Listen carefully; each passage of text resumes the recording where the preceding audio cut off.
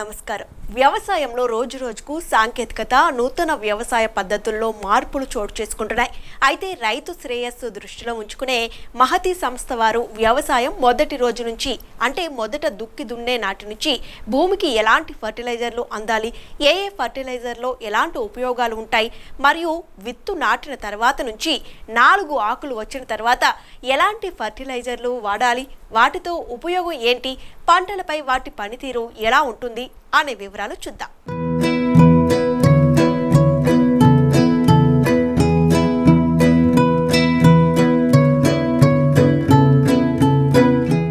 రైతులు పంటలు వేసే మొదటి దశలో 5 రకాల గ్రోత్ ప్రమోటర్స్ భూమికి, మొక్కలకి అందించాలి. వాటిలో హ్యూమిక్ యాసిడ్, సీవీడ్, ధరణి శుద్ధి, నానో గోల్డ్, నాన్ వెజ్ ముఖ్యమైన 5 గ్రోత్ ప్రమోటర్స్.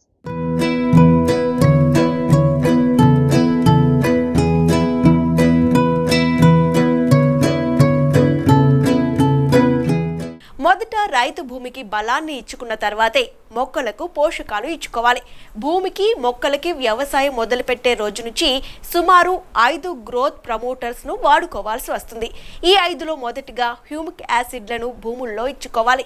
అసలు హ్యూమిక్ యాసిడ్ అంటే ఏంటి, వాటి ఉపయోగాలు ఏంటో చూద్దాం. హ్యూమిక్ యాసిడ్ కుళ్ళిన మొక్కలు, జంతు పదార్థాల నుంచి తీసిన ఒక సేంద్రియ పదార్థం. హ్యూమిక్ యాసిడ్ వల్ల మొక్కలకు అనేక ప్రయోజనాలు ఉంటాయి. ఇది నేల నిర్మాణాన్ని మెరుగుపరచడానికి, నీటి నిలుపుదలని పెంచడానికి మరియు పోషకాలను తీసుకోవడానికి సహాయపడుతుంది. హ్యూమిక్ యాసిడ్ మొక్కల పెరుగుదలపై చాలా ప్రభావాన్ని చూపిస్తుంది. హ్యూమిక్ యాసిడ్ పురుగుమందులు మరియు ఎరువుల సామర్థ్యాన్ని కూడా పెంచుతుంది. తెగుళ్ల నుంచి మొక్కలను రక్షించడానికి కూడా హ్యూమిక్ సహాయపడుతుంది. ఇప్పుడు దీన్ని మొదటి దుక్కిలో ఎకరాకి 2 కిలోల చొప్పున వేసుకోవాలి. మొదటి దుక్కిలో హ్యూమిక్ యాసిడ్లు వేసుకోవడం వల్ల భూమిలో కార్బన్ శాతం పెరుగుతుంది. కార్బన్ శాతం ఎప్పుడైతే భూమిలో పెరుగుతుందో అప్పుడు మనం పొలంలో వేసే ఫెర్టిలైజర్లను మొక్కలు 100కి 100% తీసుకుంటాయి.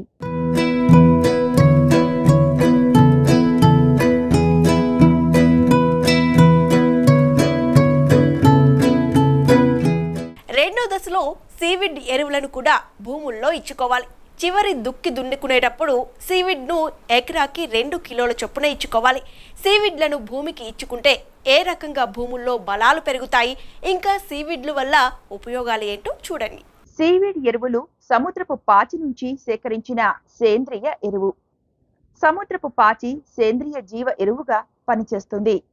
సముద్రపు పాచిలో సూక్ష్మ మరియు స్థూల పోషకాలు, హ్యూమిక్ ఆమ్లాలు మరియు ఫైటో హార్మోన్లు పుష్కలంగా ఉన్నందున ఇది నేల సారాన్ని పెంచుతుంది. అంతేకాక సీవీడ్లో అదనంగా పాలీసాకరైడ్లు, ప్రోటీన్లు, కొవ్వు ఆమ్లాలను కలిగి ఉంటాయి. ఇవి నేల యొక్క తేమ మరియు పోషక నిలుపుదలని మెరుగుపరిచి పంట పెరుగుదలకు దోహదం చేస్తాయి.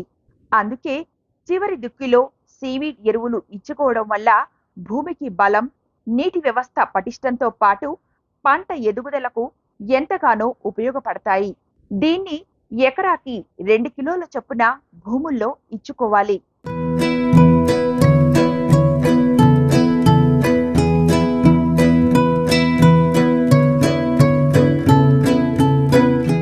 మొదటి దశ, రెండో దశల్లో హ్యూమిక్ యాసిడ్, సీవిడ్లను భూముల్లో ఇచ్చుకున్న తర్వాత మూడో దశలో అంటే విత్తనం నాటేటప్పుడు ధరణి శుద్ధిని భూమిలో ఇచ్చుకోవాలి. దీనివల్ల వేరు, కాండం వ్యవస్థ సెట్ అవడంతో పాటు భూమి గుల్లబారిపోయి వేరుకు నీరు, ఆక్సిజన్ను దశల వారీగా అందిస్తుంది. మొదటి దుక్కి, చివరి దుక్కి దున్నుకున్న సమయాల్లో భూమికి హ్యూమిక్, సీవీడ్లను అందించిన తర్వాత విత్తనం వేసే సమయానికి ధరణి శుద్ధిని దగ్గర ఉంచుకోవాలి. విత్తనం వేసే సమయంలో లియోనాట్రేడ్, సీవీడ్ ఎక్స్ట్రాక్ట్లు పుష్కలంగా ఉన్న ధరణి శుద్ధిని భూముల్లో ఇచ్చుకోవాలి. ఇది భూమిని గుల్లబార్చి వేరుకు నీటిని, ఆక్సిజన్ని తగు పాళ్లలో అందిస్తుంది. అంతేకాక తల్లి వేరుతో పాటు పిల్ల వేర్లకి పోషకాలు అందిస్తూ కాండం వ్యవస్థ పటిష్టతకు దోహదం చేస్తుంది. ధరణి శుద్ధిని పంట కాలంలో వారానికి ఒకసారి డ్రిప్ ద్వారా కానీ ఇతర మార్గాల ద్వారా కానీ భూమికి మాత్రమే ఇచ్చుకోవాల్సిన ఆర్గానిక్ ఫెర్టిలైజర్ ధరణి శుద్ధి. ఒక్క ధరణి శుద్ధినే వారానికి ఒకసారి తమ పంటల్లో వాడుకున్న రైతులు గత ఏడాది అద్భుతమైన ఫలితాలు, దిగుబడులు సాధించారు.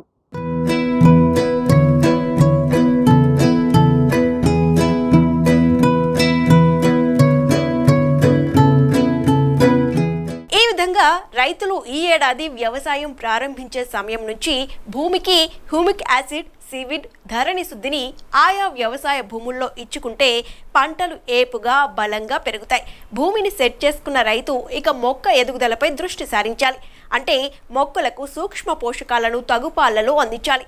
ఎలాంటి సూక్ష్మ పోషకాలు, ఎలాంటి ప్రోటీన్స్ మొక్క ఎదుగుదలకు ఉపయోగపడతాయో ఇప్పుడు చూద్దాం. ప్రస్తుతం ప్రతి రైతు సూక్ష్మ పోషకాలు విరివిగా ఉన్న నానో గోల్డ్ నే వాడుతున్నారు. మహతి సంస్థ నుంచి విడుదలైన నానో గోల్డ్ ఇప్పటికే రైతుల పట్ల కల్పవృక్షంగా మారింది. నానో గోల్డ్ ని కూడా పంటలను బట్టి 10 రోజులకు ఒకసారి పంటలపై పిచికారీ చేసుకుంటే పంటలను చీడపీడల నుంచి రక్షించడమే కాక మొక్కకు కావాల్సిన 15 రకాల సూక్ష్మ పోషకాలను అందిస్తుంది. ఇది నానో టెక్నాలజీలో ఉండటంతో కట్టలు బలం ఫెర్టిలైజర్ కు వేసుకోవాల్సిన పని లేదు. 1 లీటర్ ద్రవ రూపంలో ఉండే నానో గోల్డ్ లిక్విడ్ 50 కేజీల బస్తా ఎరువులతో సమానంగా ఉంటుంది. దీన్ని పంటలపై స్ప్రే చేయడం వల్ల ఆకు మీద పడ్డ ద్రావణం ఆకు నుంచి కాండం దాకా వెళ్తుంది. తద్వారా పంట బలంగా రావడానికి దోహదం చేస్తుంది. నానో గోల్డ్ ను స్వల్ప, దీర్ఘకాలిక పంటల్లో లీటర్ నీటికి 5 ml నుంచి 10 ml చొప్పున కలిపి పిచికారీ చేసుకోవాలి.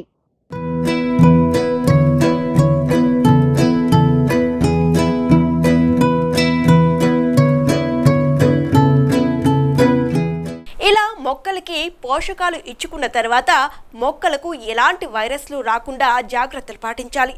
దీనిలో భాగంగా మొక్కల్లో ఇమ్యూనిటీ పవర్ పెంచాలి. అంటే అధిక ప్రోటీన్స్ మొక్కలకు అందజేయాలి. అలాంటి ఇమ్యూనిటీ బూస్టర్ ఫర్టిలైజర్లు ఎక్కడ దొరుకుతాయి, ఏ ఫర్టిలైజర్లలో అధిక ప్రోటీన్స్ ఉంటాయో తెలుసుకుందాం.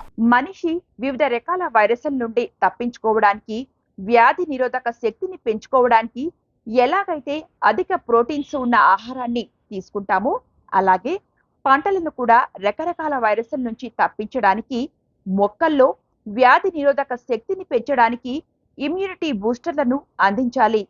నాన్ వెజ్ పేరుతో ఇమ్యూనిటీ బూస్టర్ ని మహతి సంస్థ వారు మార్కెట్లోకి విడుదల చేశారు. ఇది మొక్కలకు కావాల్సిన వ్యాధి నిరోధక శక్తిని పెంచే ఇమ్యూనిటీ బూస్టర్.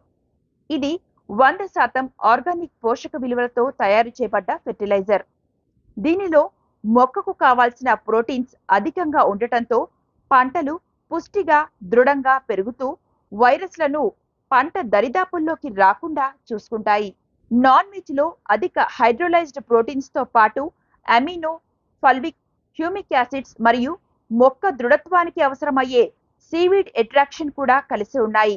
వైరస్ల బారి నుండి హ్యూమన్ బాడీని రక్షించుకోవడానికి, వ్యాధి నిరోధక శక్తిని పెంచుకోవడానికి ఎలా అయితే వెజిటేరియన్ ఆహారంతో పాటు నాన్ వెజ్ ఆహారాన్ని అందిస్తామో మొక్కలకు కూడా మాంసకృతుల్లో ఉండే అధిక శాతం ప్రోటీన్స్ ఉండే ఇమ్యూనిటీ బూస్టర్ అయిన నాన్ వెజ్ ను అందించడం కూడా అంతే అవసరం.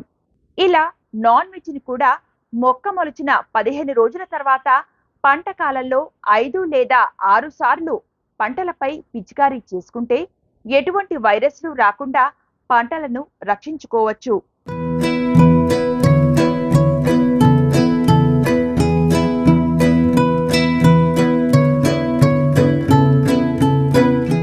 ఇలా దుక్కి దున్ని నాటు నుంచి పంట చేతికి వచ్చేదాకా భూమికి, మొక్కలకి ఇలా ఫర్టిలైజర్లు ఇచ్చుకుంటే మీ భూమిలో బలం, మొక్కలకు ప్రోటీన్స్ అంది పంటలు దృఢంగా, పుష్టిగా ఉంటాయి.